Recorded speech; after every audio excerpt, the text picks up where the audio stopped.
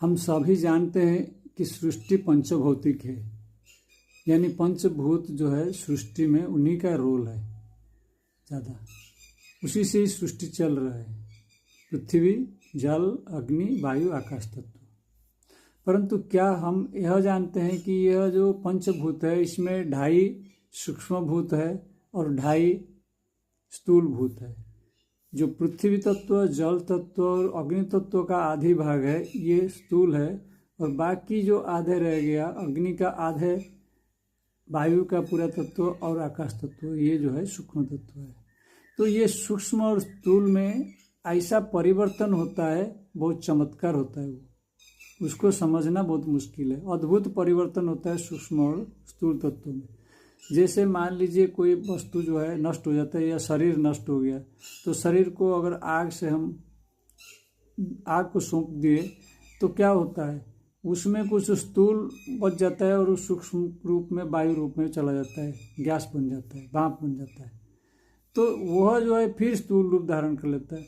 यानी अगर हम देखेंगे जो स्थूल है वो सूक्ष्म में परिवर्तित हो जाता है और सूक्ष्म जो है स्थूल में परिवर्तित होता है। सूर्य में अगर हम देखेंगे, सूर्य में भी वही हाल है कि मतलब सूक्ष्म जो है रहता है और स्थूल रूप में प्रकट हो रहा है। यहाँ पे सूर्य के अंदर जो गैस है, जो उत्तप्त वायु है, गैस है, तो उससे जो है उसमें जो मोल्टेन मेटल है, तो यानी बोलते हैं कि जो तरल धातु है वह प्रेजेंट है, तो मोल्टेन अवस्था में है। मोल्टेन क्या, गैसियस अवस्था में है, वो गैस अवस्था में है। मोल्टेन तो एग्जैक्टली नहीं है, वो मोल्टेन अवस्था में आ सकता है, परंतु वो गैस अवस्था में, गैसियस अवस्था में है, वाष्प अवस्था में है, या गैस अवस्था में जिसको बोलते हैं है। तो वह जो है फिर जो है ठंडा होके धीरे धीरे जो है वह कोई ग्रह का निर्माण होता है, जैसे पृथ्वी जैसे। तो यानी ये सूक्ष्म और स्थूल का खेल चल रहा है यहाँ पे, इसको समझना थोड़ा मुश्किल है।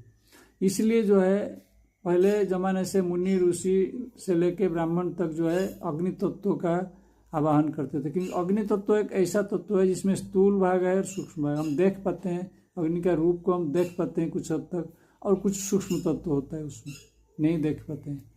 तो इसलिए जो है अग्नि तत्व का इतना इम्पोर्टेंस दिया गया है। शुरू का जो साधक है वो अग्नि तत्व से इसलिए शुरू करते हैं अपना साधना। उसके आगे जो साधक है वो वायु तत्व का साधना करते हैं। फिर जो उससे आगे चले गए वो आकाश तत्व चले गए। आकाश तत्व बहुत ज़्यादा सूक्ष्म है, वो चित्त का ऊपर चले गए, फिर मन के ऊपर साधना में चले गए।